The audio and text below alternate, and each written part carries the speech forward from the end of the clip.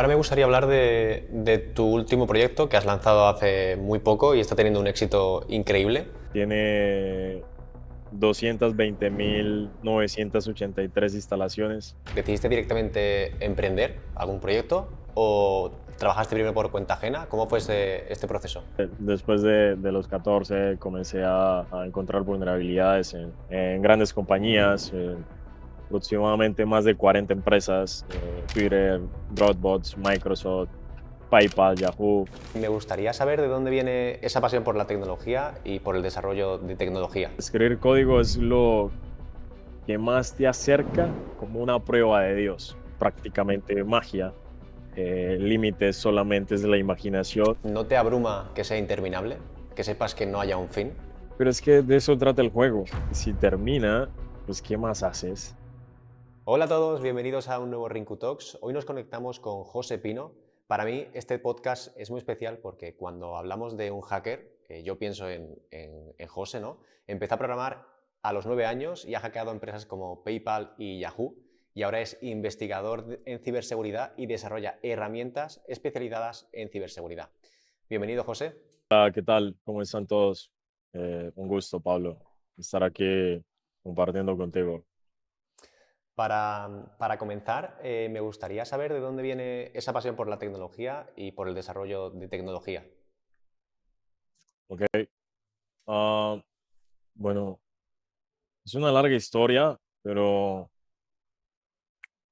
pues como cuando tenía como 7 años, mi papá me regaló una computadora portátil y desde ahí empecé de manera curiosa a explorar cómo funcionaban los programas instalados y también hacerme preguntas de cómo habían sido creados y demás.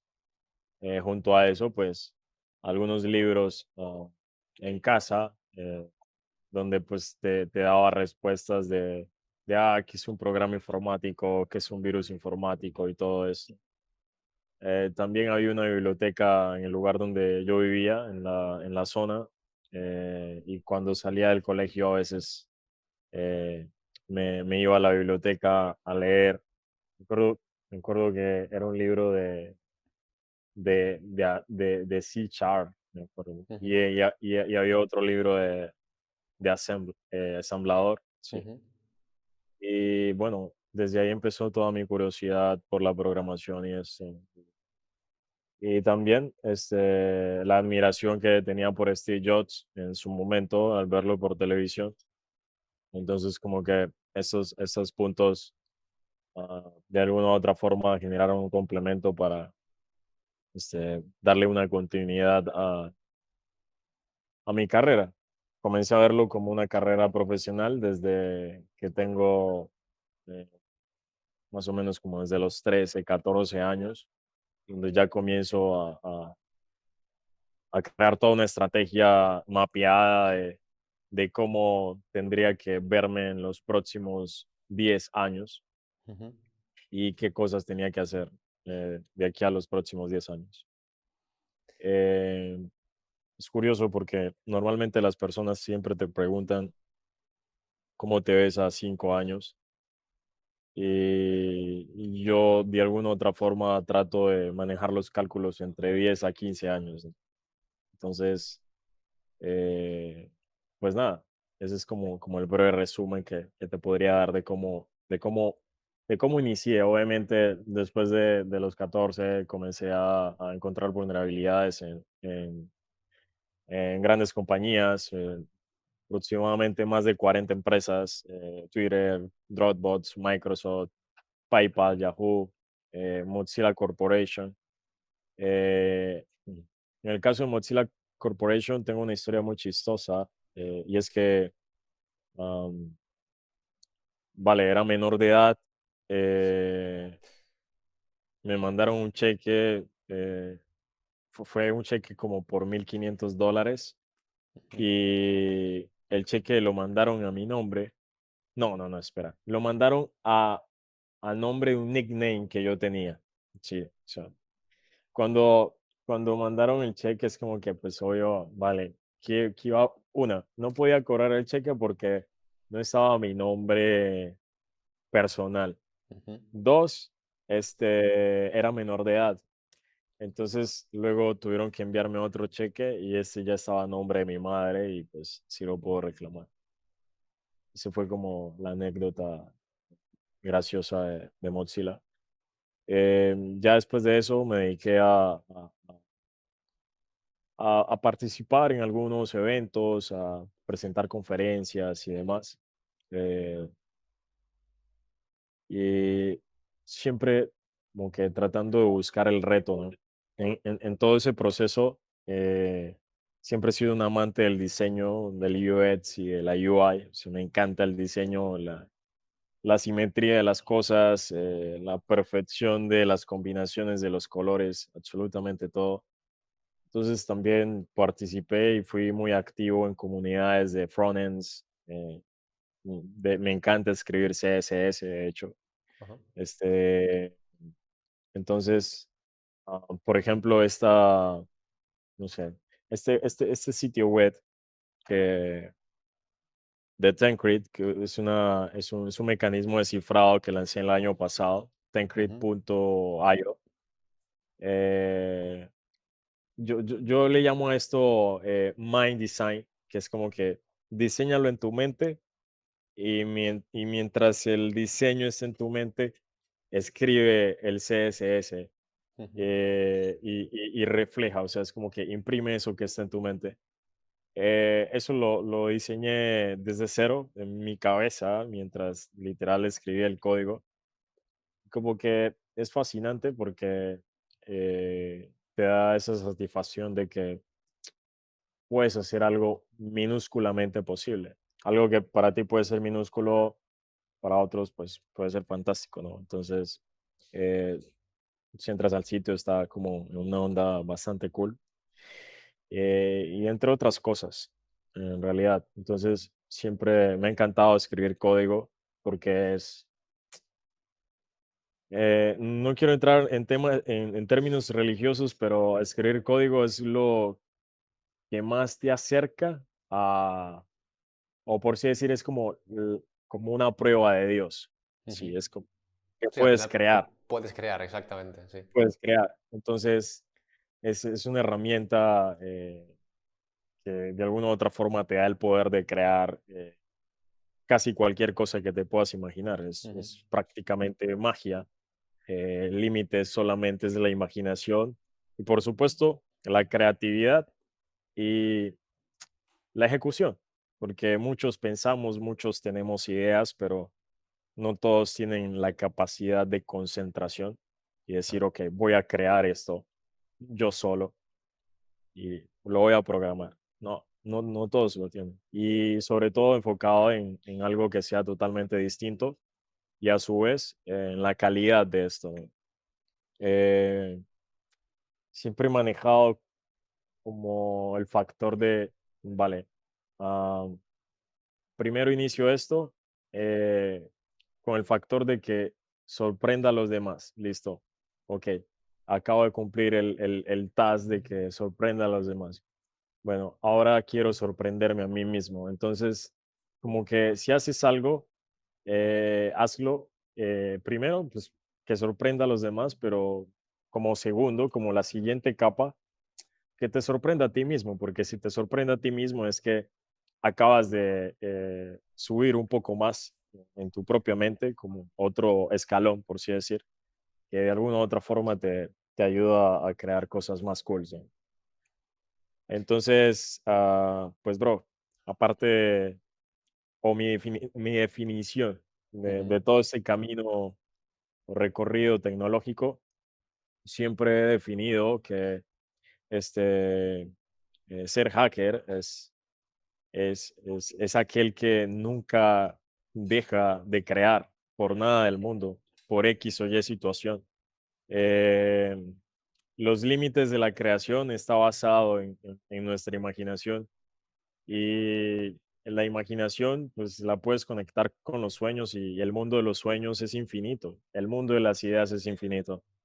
Entonces, creo fielmente en esa onda de que de alguna u otra forma, como seres tecnológicos debemos crear y buscar la manera de cómo aportamos a, pues, esta nueva dimensión o nuevo mundo que hemos estado creando que se llama Internet. Para hacer de Internet, pues, un lugar, si hablamos de ciberseguridad, genial, un lugar más seguro.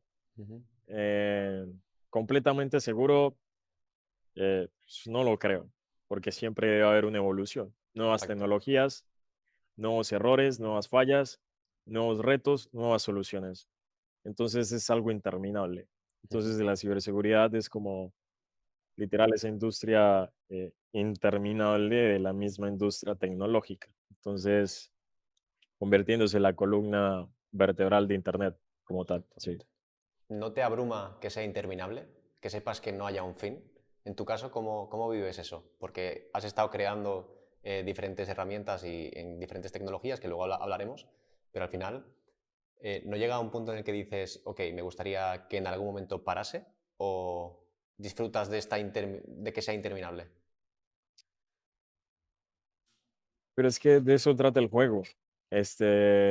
Si termina, pues ¿qué más haces? Ya. Entonces, es una carrera al fin. Una carrera donde, vale, se ejemplo, no sé, la carrera nueva ahora es, bueno, el montón de líos de ciberseguridad que van a tener los modelos de inteligencia artificial. Ujú. Sí. Entonces, eh, pero aparte de eso, tenemos problemas de las carreras pasadas, cometiendo los mismos fallos del pasado de hace 10 años y demás. Entonces, si te das cuenta, es una carrera interminable porque los niveles de conocimiento y conciencia de cada grupo de personas que están detrás de cada compañía, no todos están en la misma línea. Entonces, muchos van a cometer errores que pues, ese hace, no sé, 5 o 10 años era como que, wow, sorprendentes Ujú. encontrarlos. Ahora es como que, en serio, es algo muy Claro. simple porque no se corrigió en su momento Ujú. de desarrollo. Entonces, es interminable porque no para que termine, sino para que de alguna u otra forma se regule un poco o se reduzca. Todos los desarrolladores de software tendrían que tener la capacidad de saber de ciberseguridad, pensar más allá. Es como, mm, bueno, estoy creando esto, pero hazte todas las preguntas de cómo pueden hackear este módulo que estoy creando. Ujú. Sí, no lo hacen, entonces haz de cuenta que pues, siempre van a existir fallas. Entonces, al día de hoy es imposible decir que una compañía es 100% segura. Incluso, no sé si viste lo de Japón, la empresa de ciberseguridad que estaba a cargo de la nación. Sí, que Eh, fueron hackeados, ¿no? Y se dieron cuenta como muchos meses después, ¿no? Algo así. sí, como muchos, no sé si meses o años, Sí. no me acuerdo muy bien el tiempo, pero tú dices como que, pues ok, cool, cool por el punto en el que pues, los que lo hicieron están más adelantados o más actualizados que esta misma empresa. Ujú. E incluso, pues hoy en día, de que hay una empresa de ciberseguridad detrás de tu empresa como tal, no garantiza que no vayas a ser hackeado. Exacto. Entonces, es como que un juego bastante interesante Ujú. porque siempre ocurre una falla donde menos se pensó y a veces suelen ser cosas muy bobas, Sí. tratando el término. Como que Como que en serio, como que, wow, de verdad fue solo por eso. Ujú. Y pues nada, eso es gracias a nuestros queridos desarrolladores. Incluso ni siquiera eso, porque, por ejemplo, cuando hablamos de Zero Days, eh, brother, o sea, te, te podría asegurar que al día de hoy pueden haber Zero Days que se vienen explotando desde hace más de 8 años Ujú. y no lo sabemos, ¿sí? Ya. Hasta que ya se quema y se quema cuando otros lo descubren y lo divulgan y hacen el bien por internet. Y es algo que venimos viendo todo el tiempo, incluso hasta fallos en los mismos cheats de computadoras que permiten acceso remoto, etcétera. Ujú. Entonces, como que tener nuestra computadora aquí es eh, que tú crees que está segura, pero realmente no estás seguro de que está segura. Ajá. Simplemente tienes una máquina y tratas de alguna otra forma de, basado en mi conocimiento, de limitarla lo más posible para prevenir ciertos procesos arbitrarios Ujú. que se manejan remotamente. Entonces ahí tenemos esa caja negra básicamente infinita, bro. Sí, Y vendrán los robots serán ya, hackeables sí. y el problema va a escalar. A medida que pase más el tiempo, los hackeos van a tener más impacto uno a uno con el ser humano. Entonces, eh, incluso desde lo que estoy en ciberseguridad, nunca he visto una burbuja como tal en la industria. Entonces, estoy completamente seguro de que estamos a pocos años de que eso suceda, Ujú. pero literal, o sea, Internet de alguna u otra forma va a tener que implementar procesos estrictos de ciberseguridad, ya sea acompañados con los gobiernos y demás, pero debe ser incluso obligatorio para una empresa. ¿Y piensas que los gobiernos regulen esto? ¿Es positivo? ¿O cómo crees que se podría regular de la mejor manera? Porque estoy contigo en que de alguna manera se tiene que regular porque esto va a llegar Sí. a un punto en el que es descontrolable, o sea, no se puede controlar y yo lo imagino como un río que no está encauzado, ¿no? Al final el río se desborda y no hay por dónde controlarlo. Pero ¿cómo crees que es la mejor manera de controlar esto? Porque al final el gobierno ha intentado controlar, intentan, pues de muchas maneras, ¿no? A lo largo de todos estos años, pero ¿cómo se puede controlar lo que es incontrolable en principio? Ok, esto no quiere decir que el problema se vaya a acabar, sino de incentivar más a las empresas. Por ejemplo, a través de leyes donde sea obligatorio para todas las empresas que operen con Internet o que tengan sistemas informáticos, más que todo que tengan un software, Ujú. ¿sí? Que sean empresas tecnológicas, a que por lo mínimo tengan 3 pruebas de seguridad al año, ¿sí?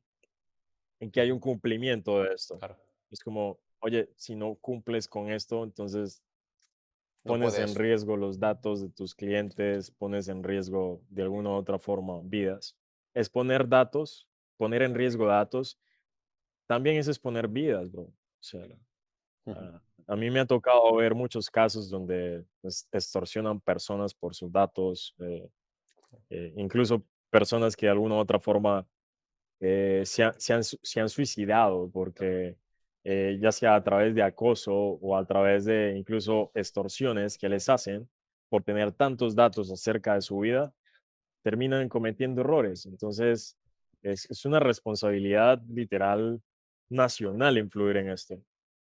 Eh, como países, de alguna u otra forma, siempre ha estado más como que, bueno, pongámosle la ley al criminal, pero sí, genial, está cool saber que alguien por delitos informáticos va a tener una pena de tantos años. En mi país es más, en Colombia, es más fuerte, es más grave cometer un delito informático que asesinar a una persona. Sí, sí, creo que es una ley 1293 del 2009, creo que es esa ley. Incluso, hay muchas posibilidades de que le den casa por cárcel a una persona que ha asesinado a otra que a un ciberdelincuente. Entonces, es un poco curioso, Ujú. ¿sabes? Es como, ok. Entonces, bueno, allá problema de los que pusieron esta ley no quiere decir que está mal, pero pues también que se pongan leyes que estén enfocadas en que las empresas se tengan que mover. Y es como, oye, somos una startup y si vamos a salir al mercado, debemos tener una prueba de seguridad. Sí. Ah, ok, genial. Listo. ¿Qui- ¿Quiénes imponen este tipo de culturas? Por ejemplo, las empresas cripto, Ajá. cuando van a salir al mercado, bueno, antes de salir, tuvieron un security test, aunque eso no garantiza que Ya. no van a ser hackeadas, porque incluso el riesgo es mucho mayor al ser smart contracts y al estar completamente exhibido el código.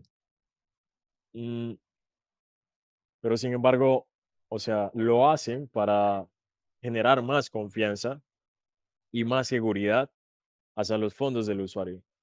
Entonces, esto también se debería hacer con todas las empresas que son tecnológicas. Es como que vas a crear una empresa de tecnología así, ok, no tienes presupuesto para hacerle un security test, ok, entonces aguántate, espera, consíguete ese presupuesto, hazle la prueba y luego sale al mercado. O sea, sí, es que es un MVP. Sí, bueno, es un MVP, ok, o es un experimento. Ujú. Un experimento donde vas a jugar con los datos de la gente. Claro. Entonces, incluso debería haber como un proceso de cumplimiento verificado, ¿no?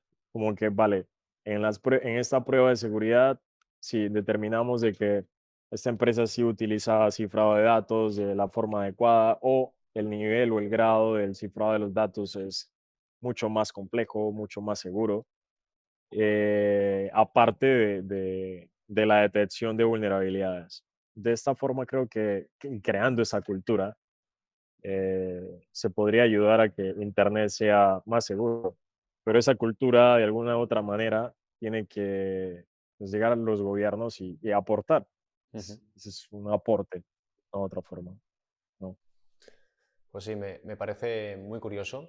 Y volviendo un poco al tema de cómo empezaste a crear tecnología, a crear herramientas, a crear empresas, ¿no?, relacionadas con la ciberseguridad, ¿recuerdas tu primer proyecto cuando eras, seguramente cuando tenías poca edad, ya empezabas a crear diferentes ideas, ¿no?, que tenías en la cabeza? Como has dicho antes, Sí. eres un artista hacker, por decirlo así. ¿Cuál fue el primer proyecto que desarrollaste y por qué lo desarrollaste? Ok, mira, hablando de algo cool, me acuerdo que jugaba bueno, me la pasaba practicando un juego que se llama Conquer 2.0, Ujú. como a los 13 años más o menos. O sea, te hablo de una creación madura, porque de ahí para atrás eh, lo que comencé a hacer fue como modificar programas que ya existían, los decodeaba Ajá.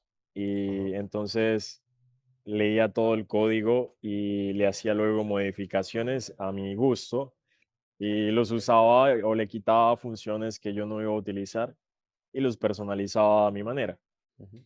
Así entendí demasiado código. O sea, es como que una de las maneras de saber más de código es leer código. Ya, Sí. totalmente. Em, luego a mis 13 estaba practicando este videojuego y creé un auto level, que era básicamente un autoclicker, que lo que hacía era que detectaba los, los, los, los monstruos del videojuego y los auto asesinaba y demás y subía más rápido de nivel, o sea, todo era automatizado. Y me acuerdo que ah, más o menos como a los, sí, como a los 14 15 años comencé a comercializar este auto level en mi colegio, comencé a venderlo. Y nada, eso fue como el primer proceso de, incluso de transacción tecnológica que llegué a tener. Y ya después de eso, existieron varios proyectos de cosas que me imaginaba y comenzaba a crearlas y le dedicaba horas y horas y horas y horas. Algunas cosas nunca van a salir, Ujú, O sea, tengo tantas cosas creadas que yo mismo he hecho, que hay muchas que nunca van a salir porque es como que, el libro de los recuerdos. Pero hay otras que incluso, por ejemplo, esto que lancé hace poco, o sea, ya lo tenía creado, ajá, sí, pero es como, ok, voy a hacer la documentación, le pongo un nombre cool y lo lanzo. Pero ya lo tenía hecho en una versión para mí, para mis propias cosas, mis propios experimentos, ¿no? Entonces, ujú, así tengo varias herramientas que digo en un momento, se me acaban de ocurrir 7 cosas, como, no sé, pruebas de concepto o algo, o creo encontrar una vulnerabilidad acá. Y me siento algunas horas, mato las teorías y luego lo hago posible y lo voy dejando como en cola ajá, y para ver en qué momento oportuno lo lanzo, porque es más el tiempo que me toma hacer la documentación, porque literal es cómo encuentro o escribo las palabras adecuadas para que tanto, o sea, sea algo híbrido, tanto para un público técnico ujú, como para un público que no es técnico. Entonces es como que encontrar ese punto. Y es algo de, voy a dedicar 30 minutos, al- pasa una semana, otros 30 minutos, o sea, sin afán, porque s- sí, porque a la final es como un hobby, ¿sabes? O sea, veo la programación como un hobby y en ese momento de mi vida veo eh, la ciberseguridad como esa industria que me cambió la vida por completo.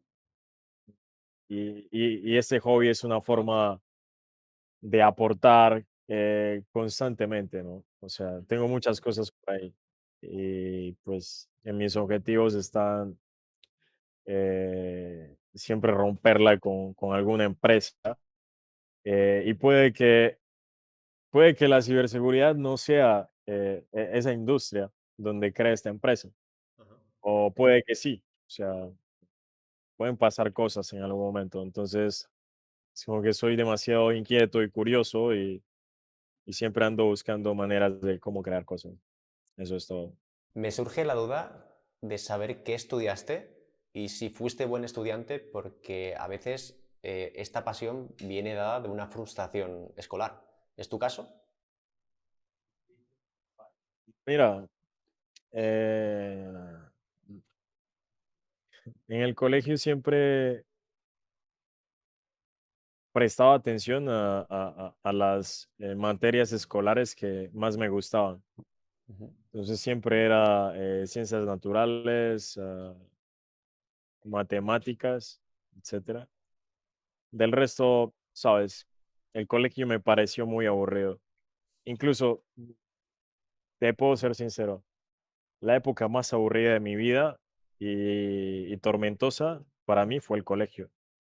Eh, Nunca le encontré como ese mood de, estoy motivado por ir al colegio. Siempre fue un poco frustrante. O sea, aquí vas a ver mis recuerdos. Em, entonces, yo siempre llevaba la computadora al colegio y me la pasaba en la computadora y era como, ¿sabes? Me desconectaba de todo lo que estaba a mi alrededor y estaba en la computadora. ujú. Eh, Muchas cosas me parecían básicas y demás. ¿Y cómo pudiste encontraste algún modelo a seguir, además de Steve Jobs, que antes lo has comentado? Pero allí en tu círculo cercano, ¿había alguien que te inspirase? Decir, oye, quiero parecerme a esta persona o quiero ser como él. No, en absoluto. Eh, no, en realidad no.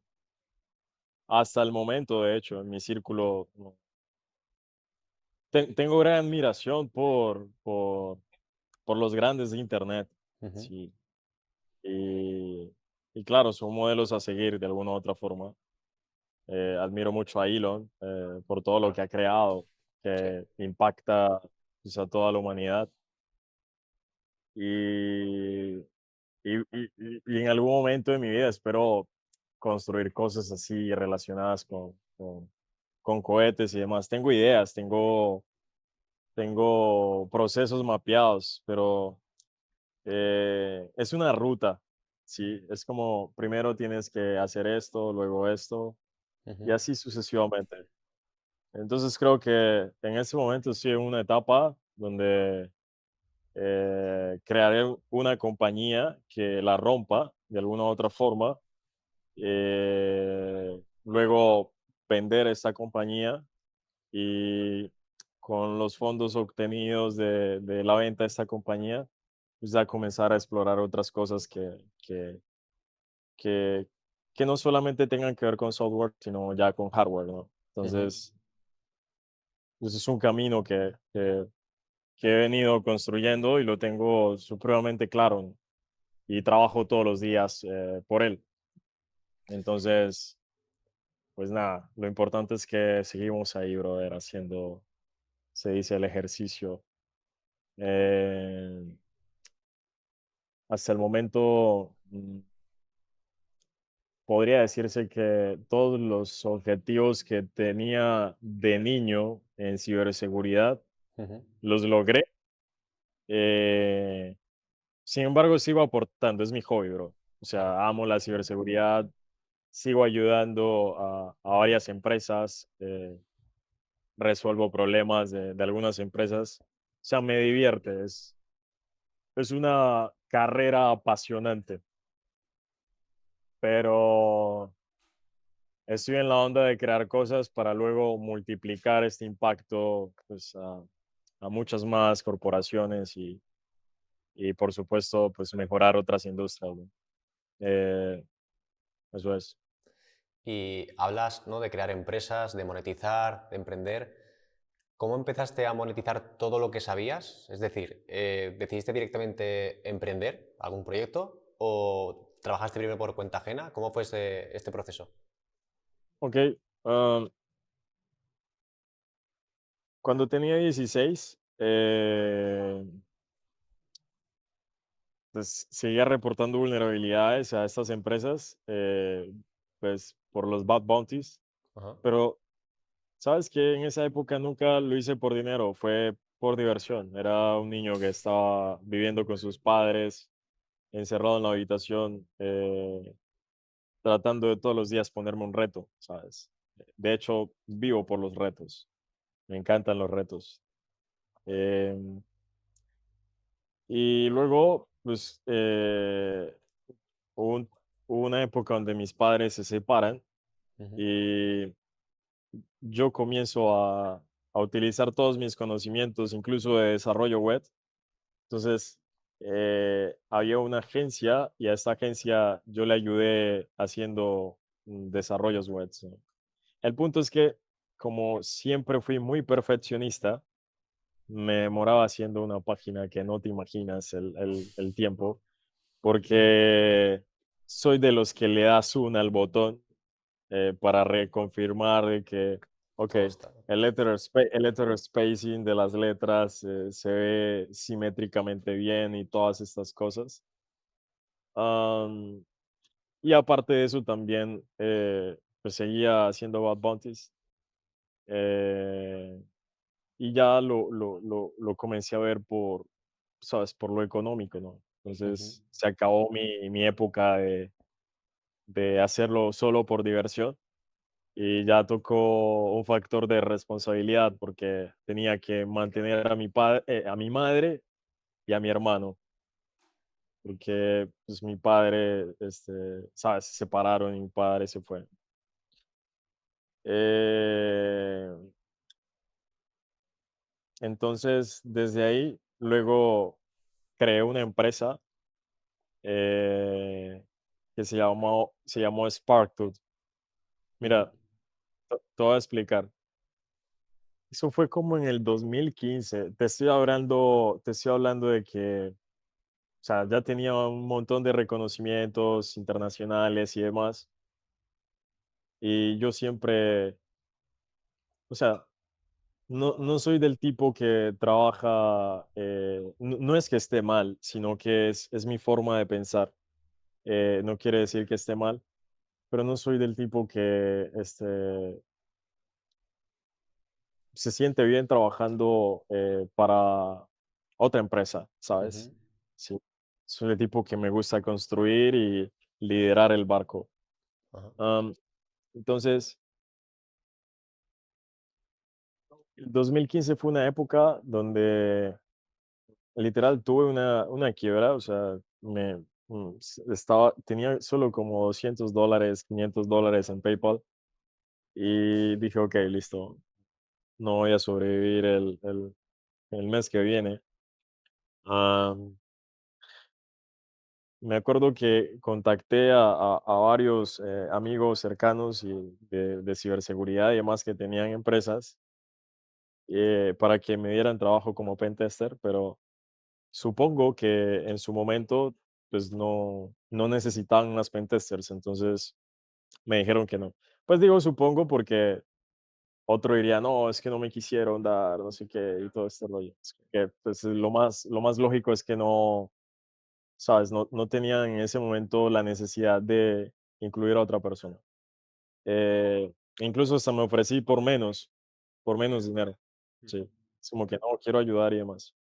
Bueno, luego se me ocurrió una idea, dije, ok, voy a crear una empresa de pentestings y los voy a poner a como $86, bro, algo así. Es una locura, o sea, sí, nadie en la vida es un pentesting por $86, pero dije, ok, tengo varios amigos de la India, de Filipinas, de Sri Lanka, de Pakistán, y los voy a meter a todos, como que todos en su momento eran Bad Bounty Hunters, ujú, para que ellos hagan pentesters y demás. Y basado en mi capacidad y en la capacidad de ellos, literal, vamos a hacer un pentesting en 3 horas a una compañía y encontrarle la mayor cantidad de vulnerabilidades posibles en 3 horas desde $86. Entonces, lo lancé con los $500 que tenía, compré el dominio, compré el hosting, diseñé el sitio web, diseñé el logo, monté todo el website. De hecho, espera, me encantaría compartírtelo, está en Web Archie. Esa web la programé solo, brother. Y hice como en 2 días, ¿sabes? Ahí full. Ese sí, logo ese logo lo diseñé con el concepto de martillar a los Babs, ¿sabes?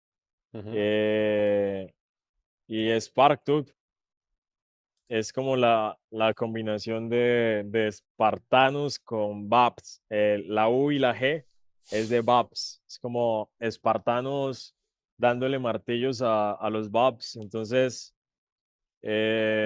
compré el dominio, hice el website y lo lancé. ujú, Mm, ¿Qué pasó allí?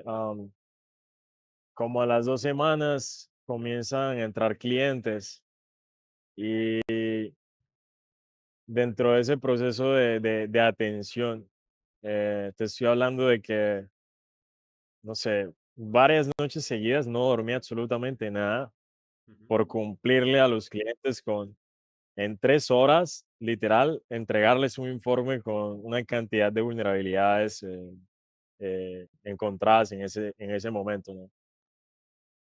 Luego, hubo un cliente muy, muy satisfecho por el trabajo que se le hizo y, y luego se volvió inversionista de la empresa. Sí. Entonces, eh, después de eso tuvimos oficinas en otra ciudad de Colombia. Yo ya venía adelantado al desarrollo de la plataforma para poder expandir mucho más la cantidad de atención. Lo que quería hacer era un HackerOne, quería construir un HackerOne y competirle a HackerOne. Pero bueno, ¿qué pasó? Pues que esa sociedad culminó por diferencias que hubo en su momento con, con algunos de los socios. Am, Seguimos siendo muy buenos amigos, pero yo lo digo como etapas de inmadurez. Sí, Sí. es como que etapas de o etapas de primera experiencia, ¿no? Ujú. Am, Luego, después de eso, fundé una empresa que se llama Botsuit. Eh, con Botsuit creé una estrategia de marketing y en esa estrategia de marketing creó Trade. Trade es una herramienta open source muy famosa en su momento, la cual obtuvo muchas descargas y demás, y esta herramienta me llevó a dar conferencias en Black Hat y en diferentes eventos del mundo, ¿no? Y gracias a esta herramienta conocí muchos contactos de Indonesia, de Singapur y de Europa, con los cuales posteriormente creé una relación comercial. Ujú.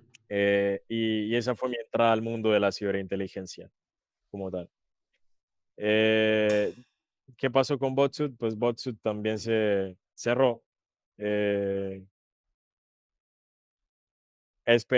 Primeras experiencias empresariales. Después de eso, decidí no crear más empresas y Ajá. me enfoqué en hacer mis negociaciones comerciales, creando tools de ciberinteligencia Ujú. y vendiéndosela a algunos intermediarios de estos países anteriormente mencionados. Am, y mientras tanto, pues estudiaba mucho acerca de empresas, leyendo libros, etcétera y demás, para luego decir, ok, ah, todos vamos a cometer errores, pero quiero cometer menos errores.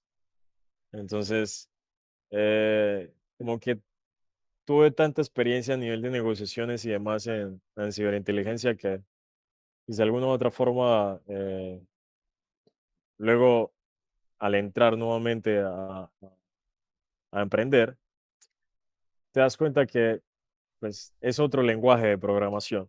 Sí. Y a este lenguaje de programación, pues debes entenderle por completo su lógica para saber cómo escribir las líneas y al final darle como la ejecución y hacer que todo funcione correctamente. Ujú.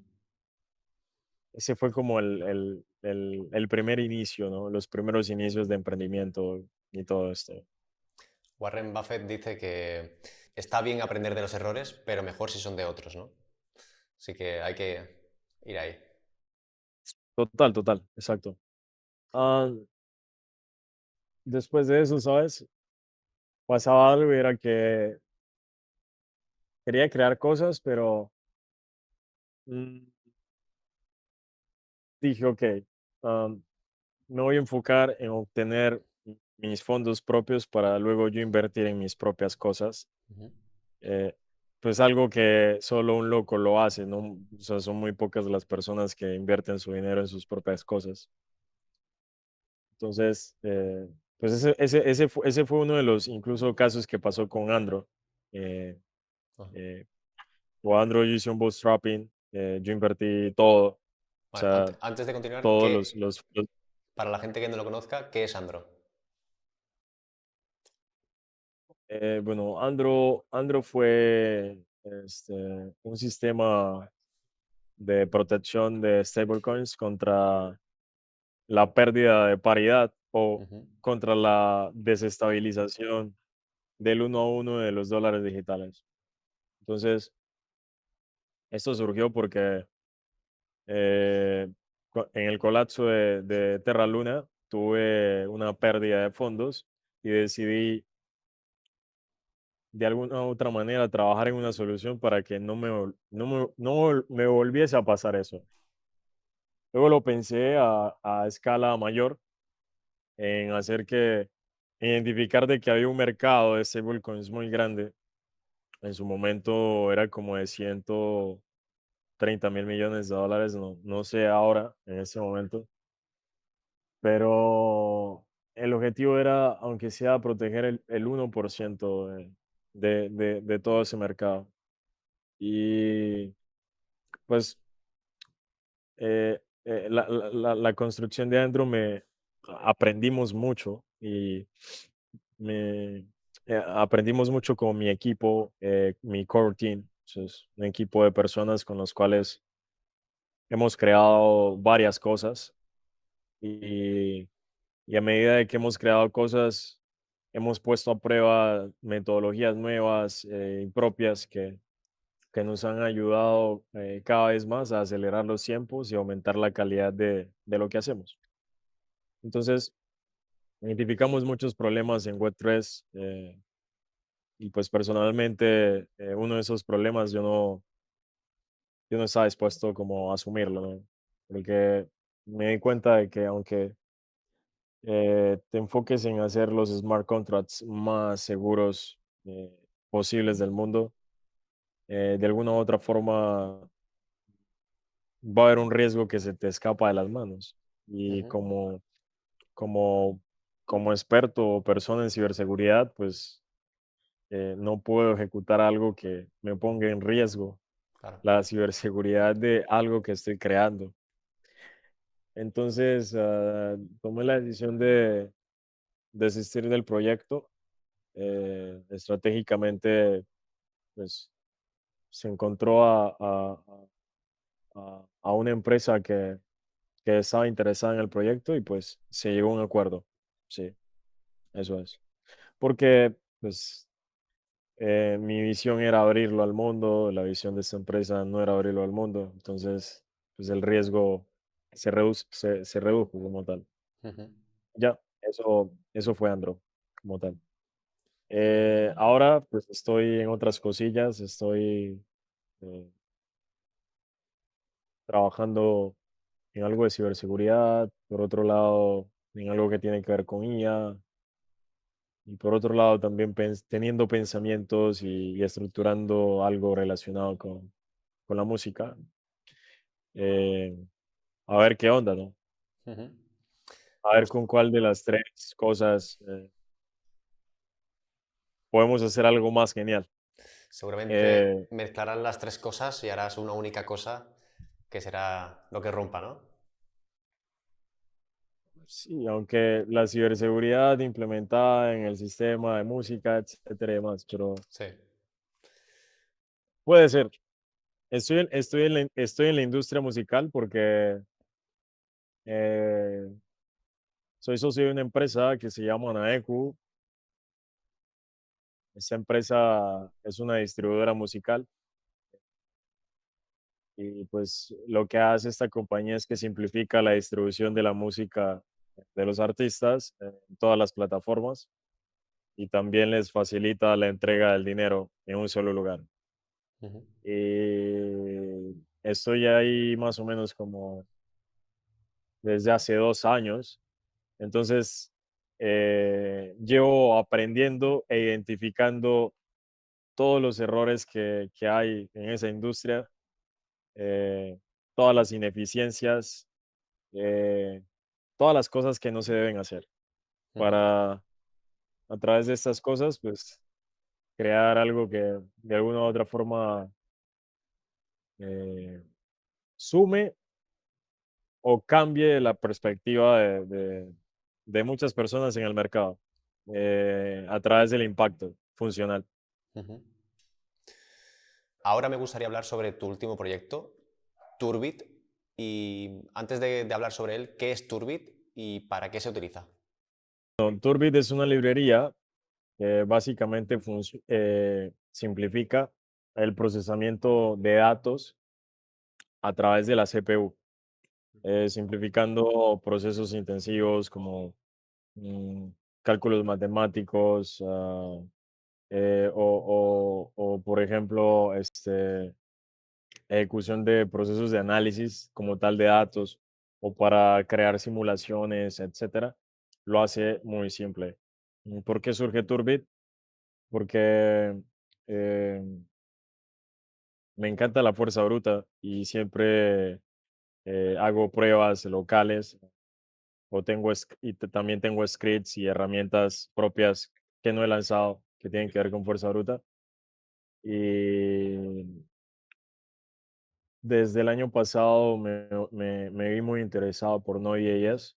Normalmente he utilizado Python, pero ¿qué pasó con, con Turbit? Lo que busqué fue una manera de hacer que los multiprocesos a la hora de implementarlo sea muy fácil, porque no había encontrado ninguna librería en Node.js que ayudara con esto.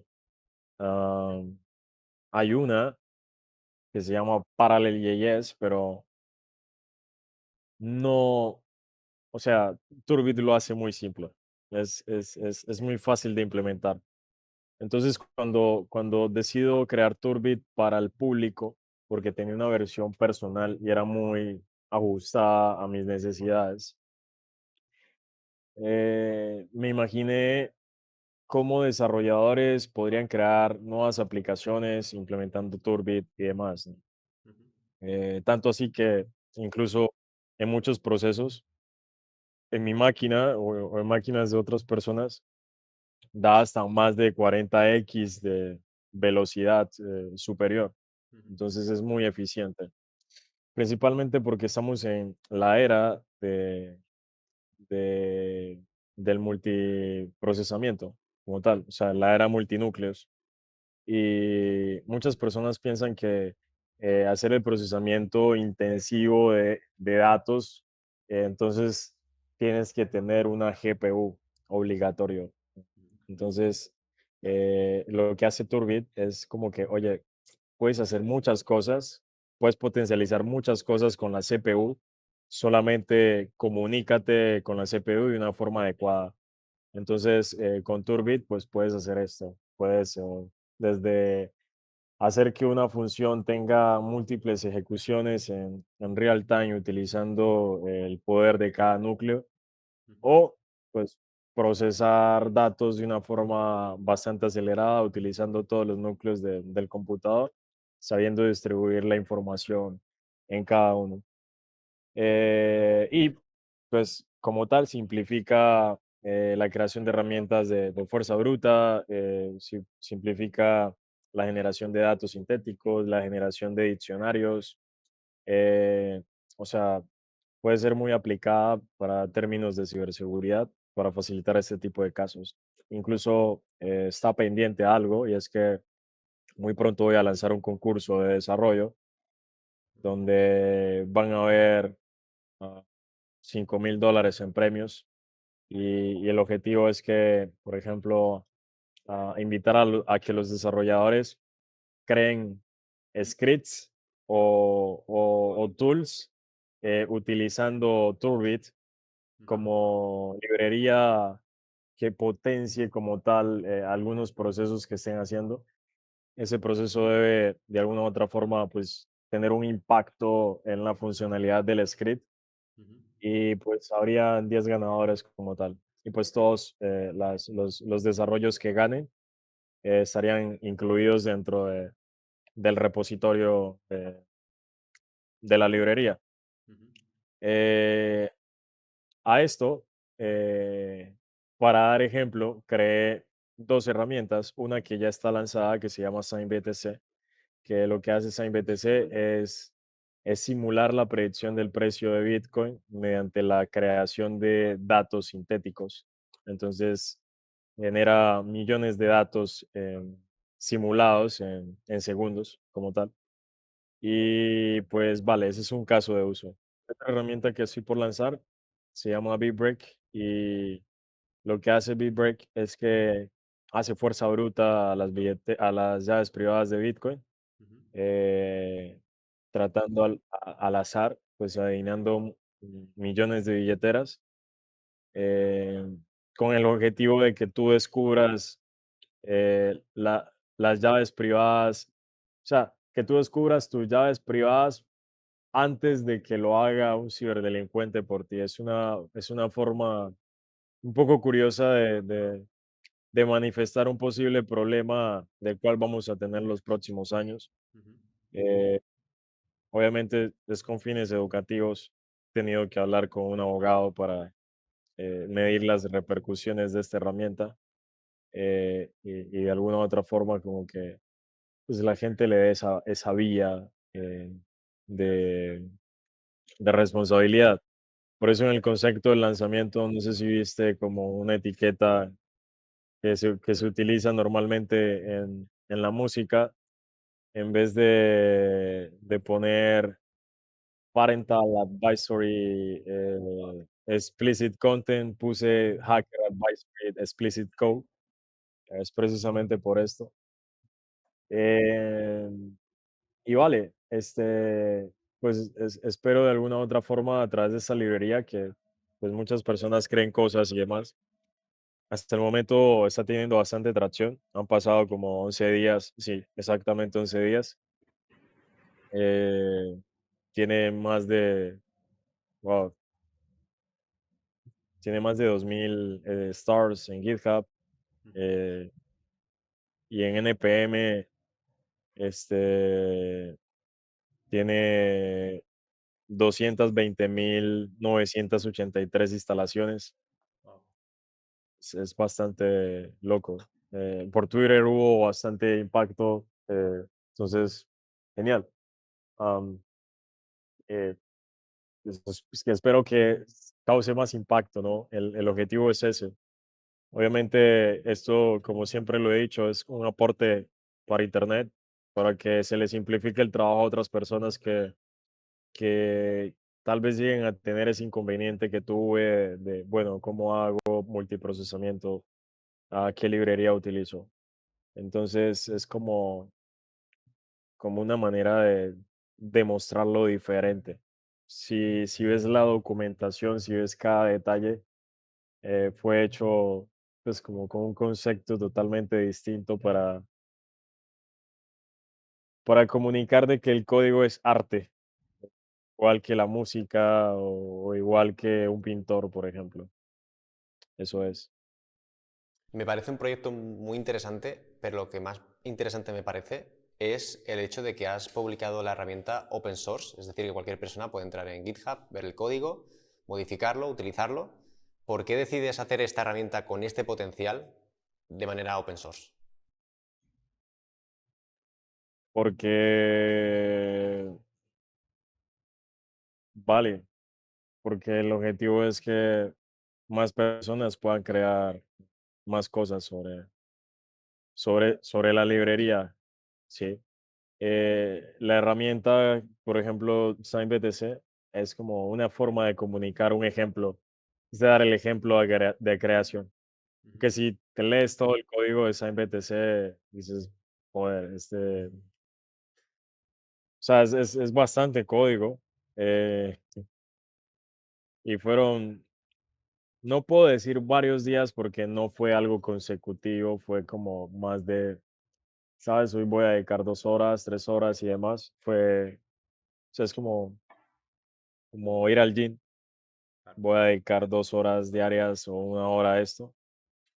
Am, pero todo con el objetivo de mostrar algo distinto y algo que pues, varios desarrolladores puedan adoptar o usar en sus proyectos como tal, ¿no? Y pues mi objetivo es hacerlo todo más fácil. Entonces, ese es como un ejemplo de que se podría reproducir en otras cosas. Si no es open source, pues no causaría el impacto que tiene como tal, ¿no? Y pues sí, es como lo que te puedo decir al respecto. Vale, para acabar quiero hablar de tus aprendizajes a lo largo de tu carrera y lo primero sería preguntarte cuál es la lección más valiosa que te llevas en toda tu carrera profesional. Ok, ¿cuál es la lección? Eh, ser fuerte, persistente, disciplinado y ver lo que haces como un deporte. Y el deporte incluye práctica, incluye mucho entrenamiento. eh, Y también de que si vas a hacer las cosas, pues, o si vas a hacer algo, pues eso que vas a hacer tiene que ser lo mejor, o si no, simplemente no lo intentes. Eh, es como, me quedo con que no es válido que lo intentes, lo más válido es que lo hagas.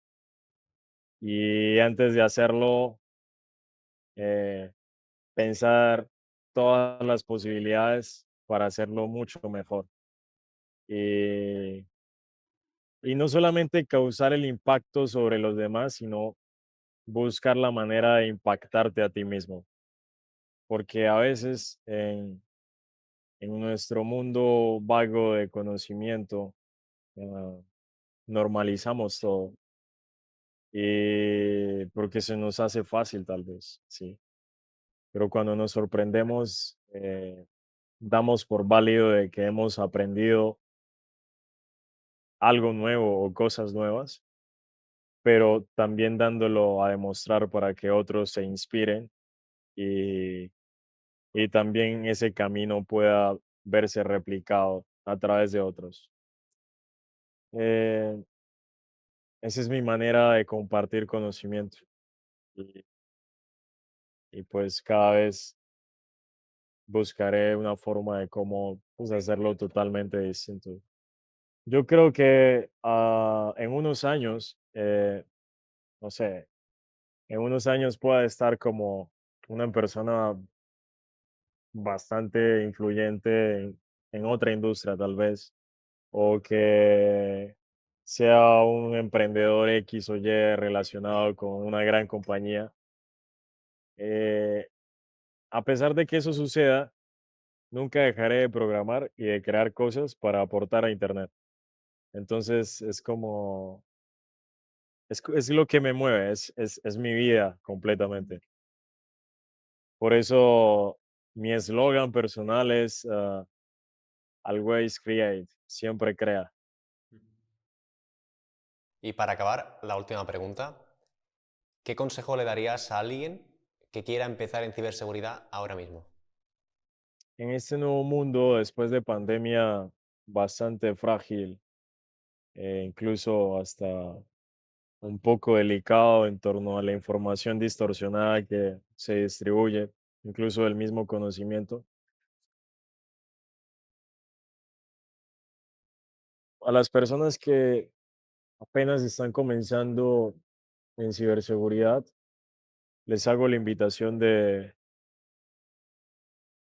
seguir a las personas más activas, por supuesto, que, por ejemplo, como Pablo, que están interesados en comunicar el conocimiento de manera efectiva, eh, y también a las personas que crean, eh,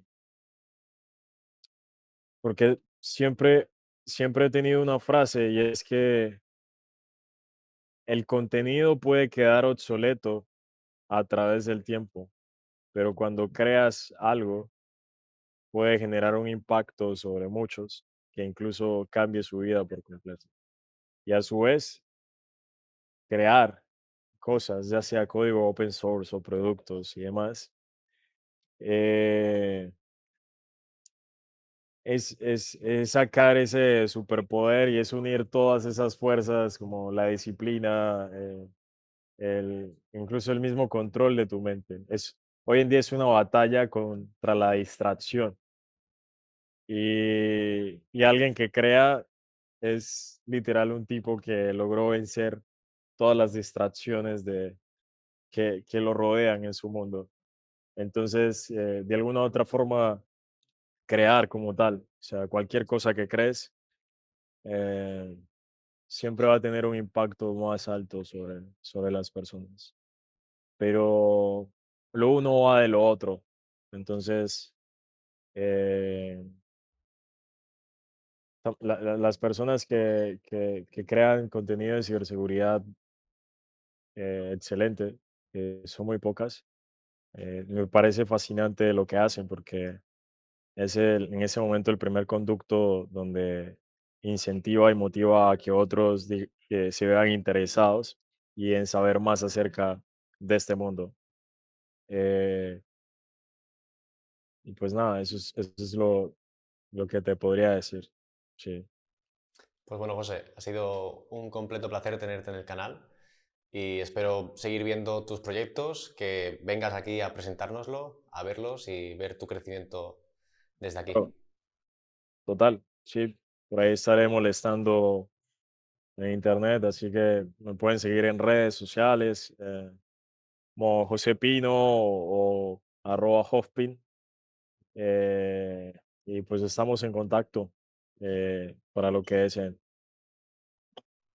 Perfecto. Abajo en la descripción tendréis todas las redes sociales de José, junto a Turbit también y sus diferentes proyectos. Paz, bits y código.